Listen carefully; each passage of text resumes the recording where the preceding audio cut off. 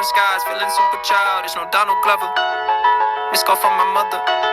Like, where you at tonight? Got no alibi. I was all alone with the love of my life. She's got glitter for skin, my radiant beam in the night. I don't need no light to see you shine. It's your golden Gunung Tengger, Bromo, dan Semeru merupakan deretan gunung api yang berlokasi di Jawa Timur, Indonesia. Secara administratif, Gunung Semeru terletak di Kabupaten Lumajang dan Malang, Jawa Timur, dengan posisi 8 derajat 6 menit 30 detik lintang selatan dan 112 derajat 55 menit bujur timur.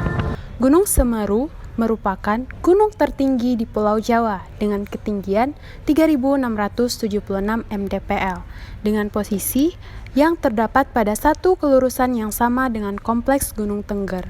Sementara Gunung Bromo secara geografisnya terletak pada 7 derajat 56 menit 30 detik lintang selatan dan 112 derajat 57 menit bujur timur.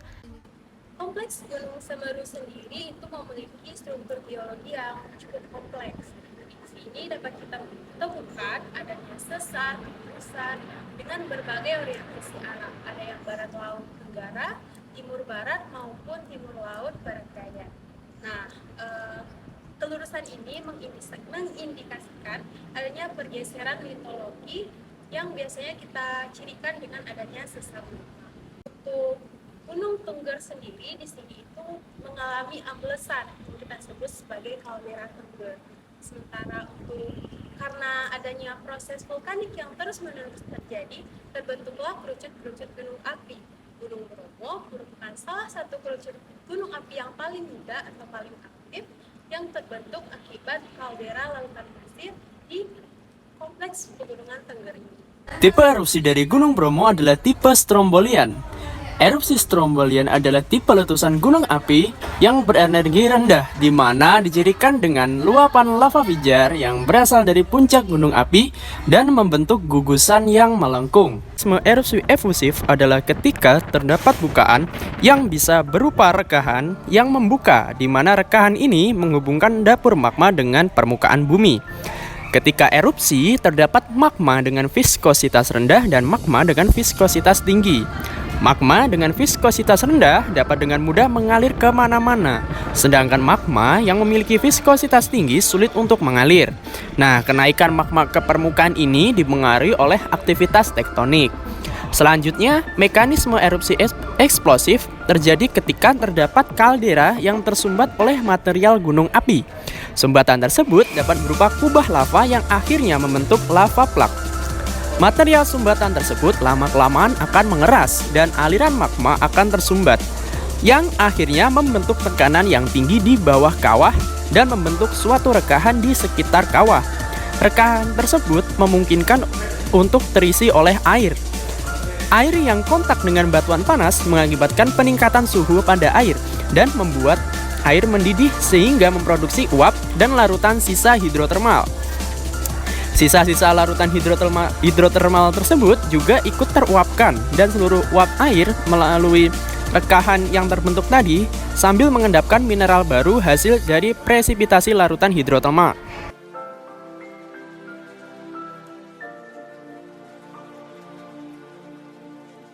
Akibatnya, uap air dan sisa-sisa larutan hidrotermal tersebut tidak dapat lagi mengalir melalui rekahan. Dikarenakan sebelumnya ketika rekahan-rekahan tersebut terisi oleh uap air dan larutan-larutan sisa-sisa hidrotermal, seiring berjalannya waktu akan mengendapkan mineral-mineral yang baru, sehingga pada akhirnya uap-uap air tersebut dan larutan sisa hidrotermal tidak dapat mengalir melalui rekahan. Dan kemudian uap-uap air tersebut serta larutan sisa dari hidrotermal akan terakumulasi di rongga-rongga batuan, di mana pada saat uap-uap tersebut bereaksi dengan magma yang panas akan membentuk adanya busa magma dalam tanda kutip busa magma itu tersendiri mengandung tekanan gas yang sangat tinggi. Dan ketika busa-busa magma tersebut terakumulasi secara maksimal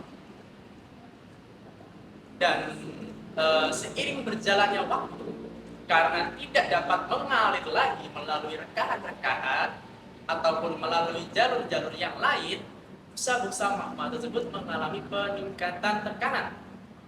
Dan lama-kelamaan tekanan tersebut akan semakin meningkat.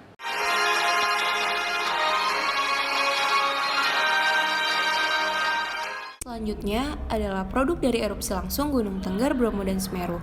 Yang pertama ada abu vulkanik yang berupa partikel-partikel kecil yang dikeluarkan dari erupsi yang dapat membahayakan kesehatan manusia apabila terhirup atau tertelan. Lalu ada batuan vulkanik, yaitu batuan yang membentuk kubah dan permukaan gunung. Lalu ada gas vulkanik seperti metana, sulfur dioksida, dan karbon dioksida. Lalu ada lava berupa cairan panas yang keluar dari gunung. Lalu ada lahar, yaitu lava yang sudah bercampur dengan material lain yang ada di sekitar kawah. Dan yang terakhir ada sumber air panas sebagai hasil dari aktivitas vulkanik. Lalu ada produk erupsi tidak langsung berupa tanah longsor dan banjir yang terjadi akibat aliran lahar akibat hujan yang masuk ke dalam material vulkanik. Lalu ada kerusakan tumbuhan dan lingkungan akibat dari partikel-partikel vulkanik yang keluar dari erupsi yang berdampak negatif pada tanaman atau vegetasi di sekitar gunung. Lalu ada gangguan transportasi akibat erupsi yang kuat dari gunung yang membahayakan jalan dan transportasi umum di sekitar area gunung. Lalu ada produk yang dihasilkan dari erupsi tidak langsungnya berupa kerusakan lingkungan akibat dari erupsi dan gangguan lingkungan lain di sekitar gunung yang berdampak pada vegetasi di sekitarnya. Untuk tipe gunung apinya sendiri yang seperti kita ketahui bahwa Gunung Semeru tersebut memiliki tipe strato yang memang terjadi diakibatkan dari beberapa faktor-faktor tektonik. Faktor tektonik tersebutlah yang menyebabkan adanya magma yang bersifat alkalin tersebut sebenarnya berasal dari adanya zona subduksi yang ada di bawah pegunungan ataupun Gunung Semeru tersebut, yaitu dengan adanya aktivitas penunjaman dari lempeng samudra yang menunjam di bawah lempeng benua. Dan selanjutnya kita juga akan membahas mengenai tipe-tipe erupsi yang ada di Gunung Semeru. Jadi sebenarnya tipe erupsi Gunung Semeru itu terbagi menjadi dua, yaitu ada strombolian dan juga vulkanian. Sebenarnya kedua tersebut merupakan satu jenis yang hampir serupa, tetapi untuk strombolian itu memiliki mekanisme yang hanya mengeluarkan aliran lava saja dengan tekanan yang rendah.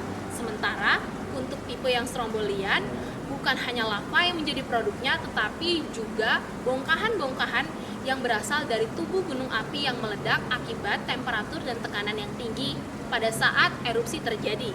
Kemudian kita juga akan membahas mengenai jenis-jenis erupsi yang ada pada Gunung Semeru. Jadi jenis erupsi tersebut terbagi menjadi dua, yaitu freatomagmatik dan magmatik. Keduanya sebenarnya ditinjau perbedaannya dari densitas dan viskositas. Jadi dapat disimpulkan bahwa jenis erupsi yang ada pada Gunung Semeru adalah bersifat eksplosif. Mengapa demikian? Kita dapat tinjau dari mekanisme terbentuknya ataupun proses erupsi tersebut, di mana ketika terjadi penyumbatan pada lubang keluarnya magma, yaitu biasanya pada bagian puncak gunung api yang tersumbat oleh kaldera, menyebabkan tekanan dan juga temperatur semakin tinggi. Penyumbatan tersebut terjadi ketika terbentuknya lava plak yang menjadi penghalang ataupun batuan penghalang keluarnya magma dari gunung api tersebut. Karena terhalang tersebutlah adanya asosiasi air dari permukaan juga menambah peningkatan tekanan dan temperatur yang ada di dalam tubuh gunung api tersebut semakin tinggi.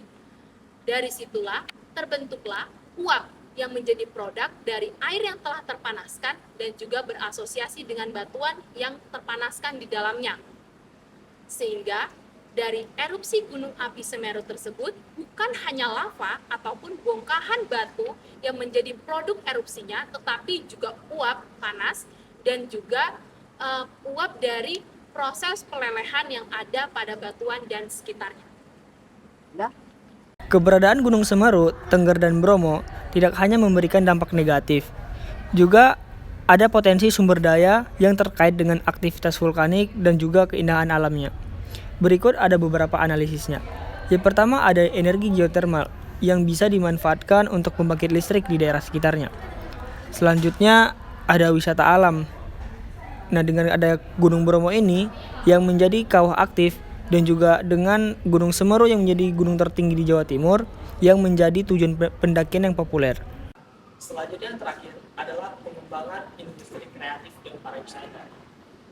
Gunung Semeru yang berlatar belakang Gunung Bromo telah menjadi ikon wisata di Indonesia dalam beberapa tahun terakhir.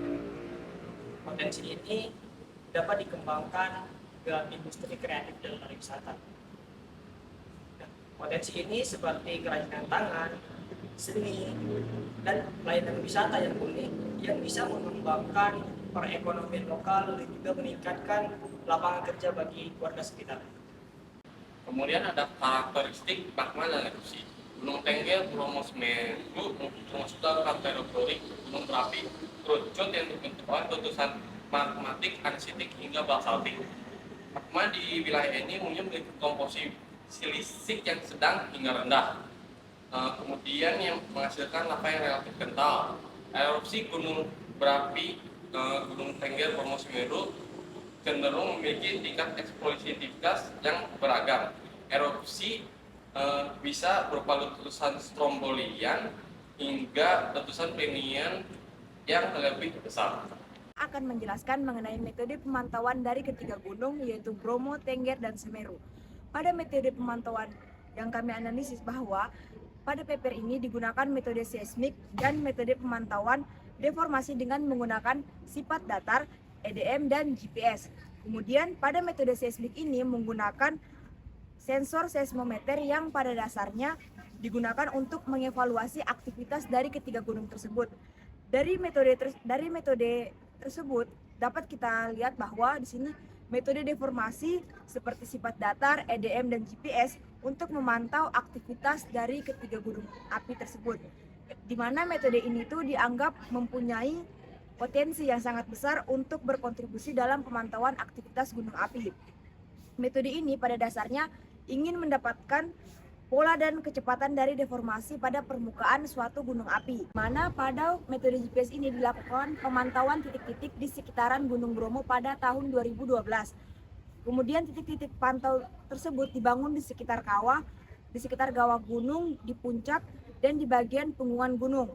Dan yang terakhir yaitu menggunakan metode pemantauan dengan metode resitivitas atau dua dimensi. Di mana pada metode resitivitas ini suatu metode geofisika yang digunakan untuk menginterpretasi suatu bawah permukaan dengan menggunakan konsep fisika dan tanpa merusak material-material yang ada di sekitaran kawasan Gunung Bromo, Tengger, dan Semeru.